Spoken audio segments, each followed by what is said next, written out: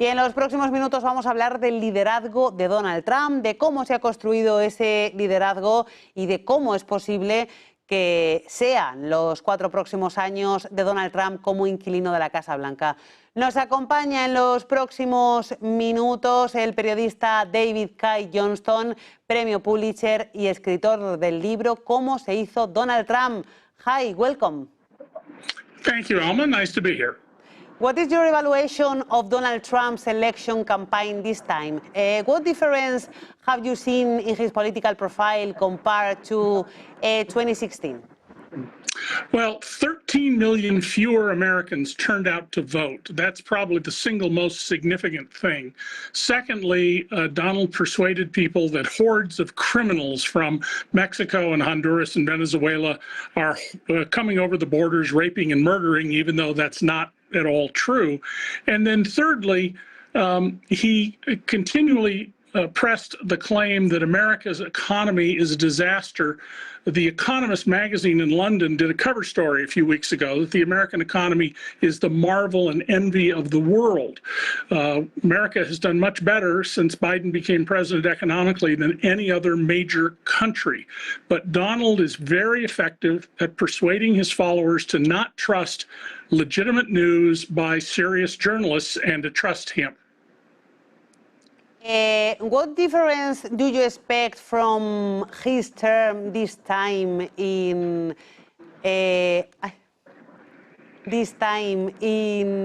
comparison to the previous time he was in the White House? Well, Alma, it's important for the audience to know I've covered Donald since 1988, and I wrote about him becoming president back then.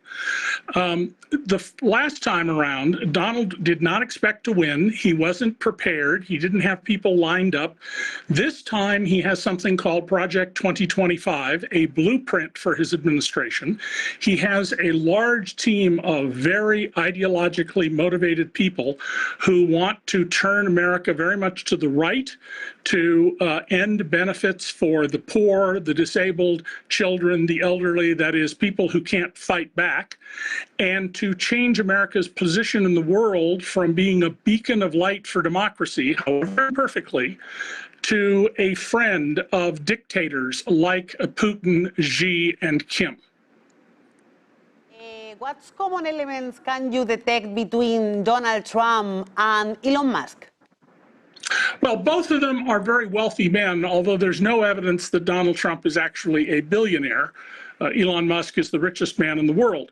Both of them have no experience prior to Trump 2017 with government. When Donald became president in 2017, he had never done a single day of public service. And he and Musk, both have these ideas as ill-informed outsiders. Musk, for example, claims he can cut 1/3 of the American federal government budget. That's simply not possible unless you want to slash the military by more than half, cut people's old age pension payments from the government, and radically reduce medical care. Your expertise, how has Donald Trump's leadership been built? Well, Donald, in my view, as someone who's followed him very closely for more than 3 decades, is the world's greatest con artist. He's appallingly ignorant. He didn't even know why there is a memorial at Pearl Harbor in Hawaii over the USS Arizona. He claims to be the world's greatest expert on 22 subjects and the greatest expert of all time on one of those subjects, taxes. Obviously, none of that can be true. But as a con artist, and I've exposed many con artists over my long career as an investigative reporter, Donald is without peer. He is the greatest con artist of all time.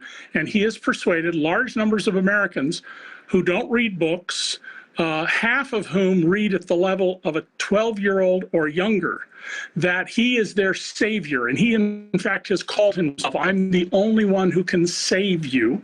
And he's been masterful at selling that to the American public.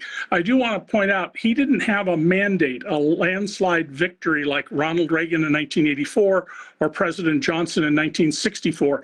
He won by about 2 percentage points. That's one of the narrowest margins in history. He won, but not by a large margin. David, Cay Johnston, thank you for joining us. Good night. Thank you, Alma, for having me on.